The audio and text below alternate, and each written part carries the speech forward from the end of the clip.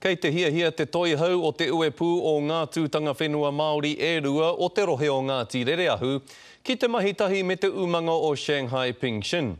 No te rā inanahi I puta mai ai te whakahau a te kōti teitei kia āta whakaaro ake anō te kāwanatanga I te tono hoko a Shanghai Pingshin.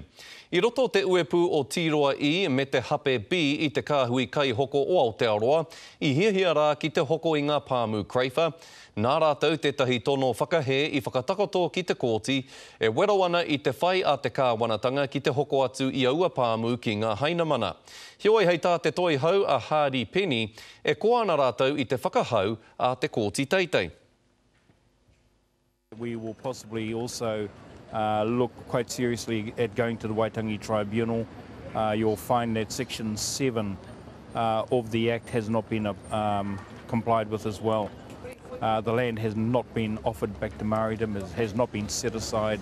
No consideration has been given to our people.